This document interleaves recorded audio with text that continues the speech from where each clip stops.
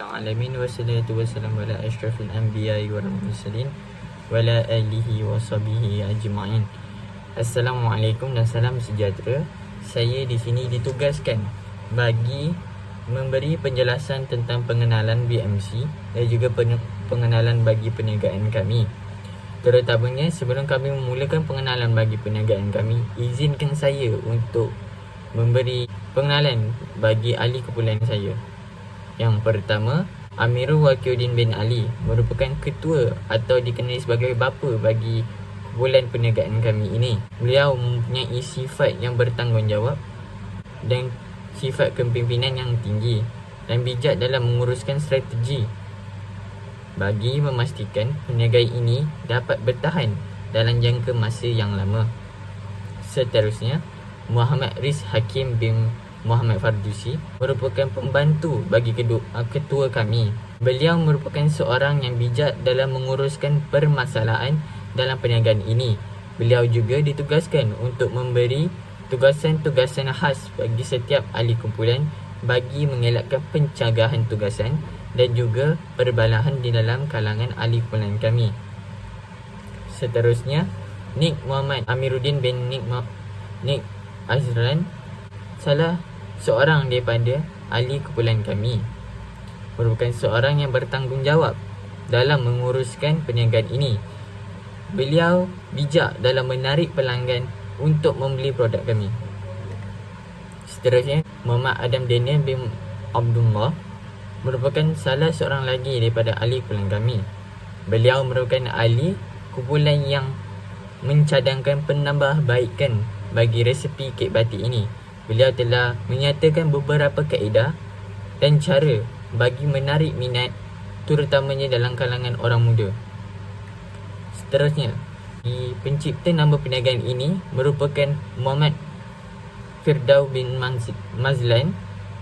Beliau telah mencipta nama perniagaan ini yang diilhamkan daripada seorang daripada ahli kumpulan kami yang mengambil keputusan untuk membotakkan rambutnya semasa semester 3 disebabkan beliau telah bernazar untuk memotong rambut sekiranya mendapat pointer yang baik. Beliau juga merupakan model bagi perniagaan ini disebabkan mempunyai muka yang tampan dan pandai bergaya. Seterusnya, saya sendiri, Muhammad Farhan Zakiri Mirazali. Beliau diberi tanggungjawab untuk menguruskan tentang penghantaran makanan, iaitu makanan kek batik, supaya produk dalam keadaan baik semasa penerimaan pelanggan. Beliau juga merupakan individu yang mengambil kata-kata daripada pelanggan atau boleh diambil kira sebagai mendengar penjelasan atau penerangan daripada pelanggan bagi menambah baik produk yang dikeluarkan oleh perniagaan kami. Seterusnya, izinkan saya memberi penjelasan bagi pembuka perniagaan kami ini. Di sini ada logo perniagaan kami, iaitu kek batik botak.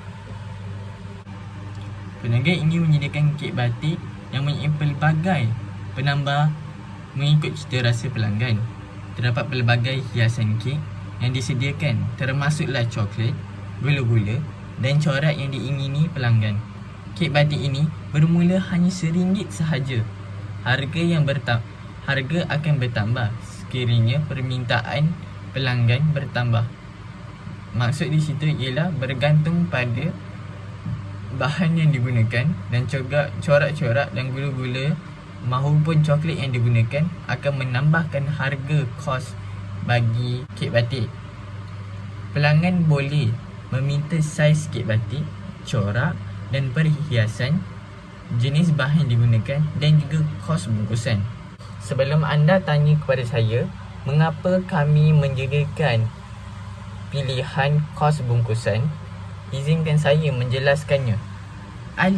Hal ini kerana terdapat pelbagai jenis manusia di muka bumi ini dengan pelbagai pendapat bagi setiap individu. Oleh sebab demikian, bungkusan boleh dipilih oleh pelanggan bagi mengurangkan kos penghantaran makanan.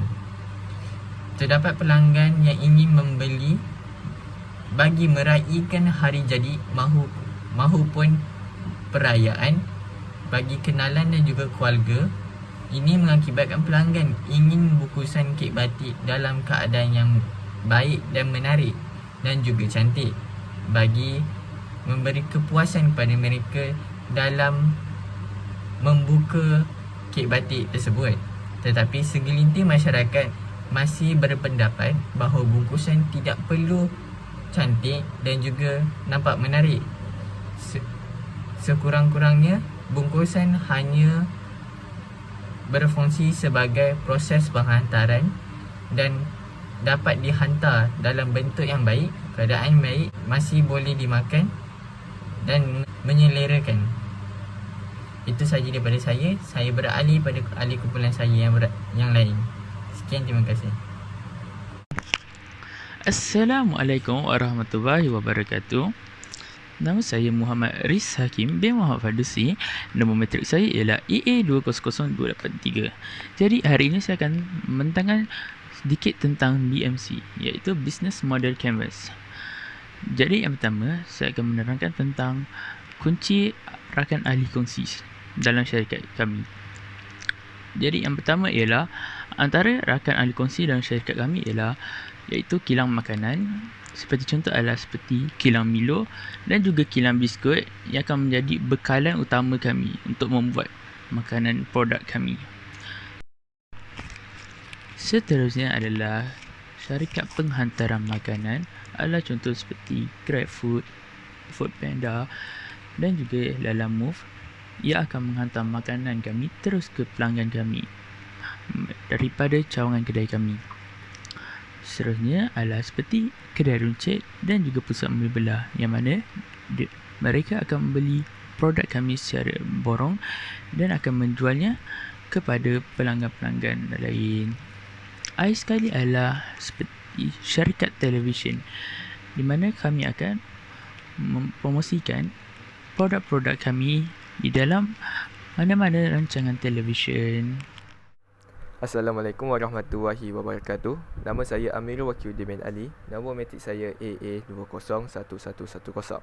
Saya akan membincangkan mengenai 4 daripada 9 kategori BMC bagi perniagaan kumpulan kami. Bagi kategori yang pertama yang saya akan bincangkan adalah mengenai aktiviti utama. Aktiviti utama perniagaan kami adalah periklanan dalam siaran televisyen. Sebagai contohnya, kami akan mengiklankan produk kami di kaca TV dengan bantuan beberapa pihak seperti syarikat Astro, syarikat TV3, syarikat TV2 dan sebagainya. Yang kedua adalah analisis jualan. Analisis jualan ini bertujuan untuk mengetahui hasil keuntungan dan hasil kerugian sepanjang menjalankan perniagaan ini. Hal ini dapat membantu kami untuk merancang strategi-strategi yang akan kami lakukan pada masa hadapan untuk menaik taraf perniagaan kami dan juga untuk menaikkan hasil jualan kami. Yang ketiga adalah bekerjasama dengan influencer yang terkemuka di Malaysia. Hal ini bertujuan untuk menaikkan lagi nama syarikat kami, nama produk kami untuk lebih dikenali, lebih ramai lagi orang. Bukan itu saja, hal ini dapat menambahkan lagi hasil jualan kami. Dalam bahagian BMC yang seterusnya ialah sumber kunci utama kami, iaitu kami memerlukan pekerja untuk kami menghasilkan produk kami dengan lebih banyak. Seterusnya adalah jenama. Kami memerlukan jenama-jenama seperti Milo dan beberapa jenama lain untuk kami menghasilkan produk kami yang berkualiti, kerana dengan menggunakan bahan yang berkualiti akan menghasilkan produk yang berkualiti.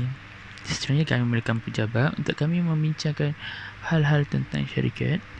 Seterusnya kami memerlukan rangkaian internet untuk kami berinteraksi dengan pelanggan-pelanggan secara atas talian. Seterusnya adalah bahan dan alatan masakan, di mana kami memerlukannya untuk kami menghasilkan produk kami. Kategori yang kedua yang saya akan bincangkan adalah tawaran nilai. Tawaran nilai yang pertama adalah kad ahli. Pelanggan yang mempunyai kad ahli akan mendapat beberapa kelebihan yang tidak akan diberikan kepada pelanggan yang tidak mempunyai kad ahli. Antara kelebihannya adalah pelanggan yang mempunyai kad ahli akan mendapatkan diskaun untuk ketika membeli beberapa produk kami. Selain itu, kami juga akan melakukan cabutan bertuah terhadap pelanggan-pelanggan yang mempunyai kad ahli, dan pelanggan yang bertuah akan mendapatkan beberapa produk kami secara percuma.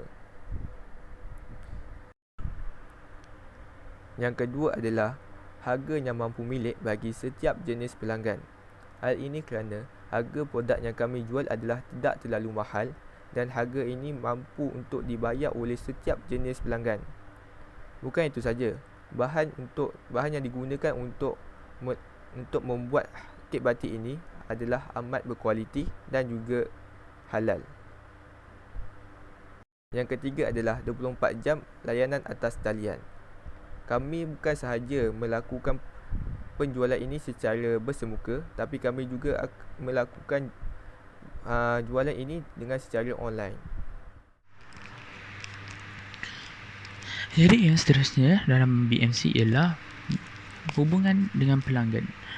Jadi kami akan kekalkan hubungan baik dengan pelanggan kami melalui social media, iaitu di mana di situ tempat kami akan memberitahu perkara-perkara terbaru, promosi-promosi yang menarik dan sebagainya. Seterusnya adalah promosi ke atas kad ahli, iaitu kepada mana-mana pelanggan yang membuat kad ahli dengan syarikat kami, mereka akan mendapat berbagai promosi yang menarik, serta ini akan dapat menarik pelanggan-pelanggan lain untuk membuat kad ahli bersama syarikat kami juga. Dan akhir sekali, akan pelbagai lagi peristiwa yang menarik yang akan mengikut cita rasa pelanggan sendiri yang kami akan ciptakan dalam produk kami. Bahagian BMC yang seterusnya adalah saluran, iaitu di mana kami akan menggunakan social media antara platform utama kami mempromosikan produk kami. Dan social media pada zaman sekarang adalah sangat penting, di mana hampir semua orang bermain dengan social media. Jadi di situ kami akan membuat promosi, mengiklankan produk syarikat kami. Antara aplikasi social media yang sekarang tengah tular adalah Instagram, TikTok dan juga Facebook. Untuk pengiklanan luar talian adalah kami akan mengunjung ke beberapa tempat dan mempromosikan produk kami.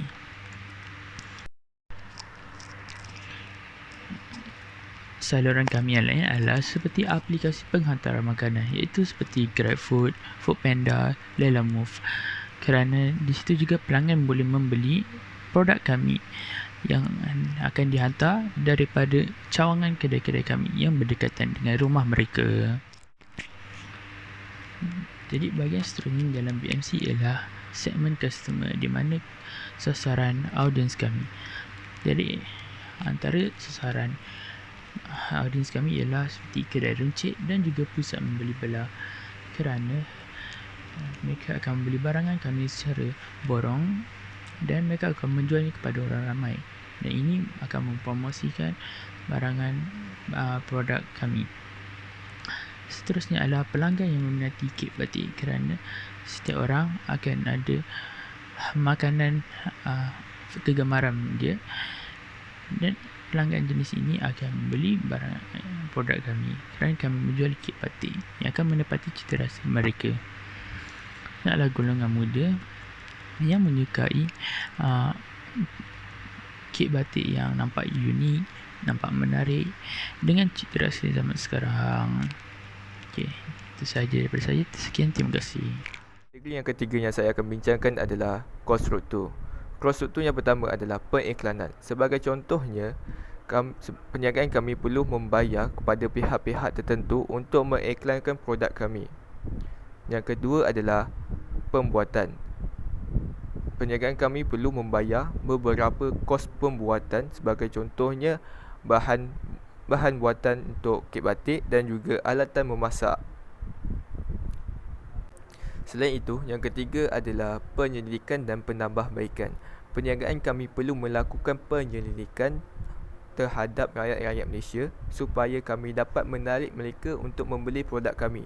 Dan juga kami perlu menambah baikkan lagi kami punya produk. Sebagai contohnya, kami perlu menambahkan lagi polisa, dan juga kami perlu mencari bahan-bahan yang lebih berkualiti tinggi dan juga halal.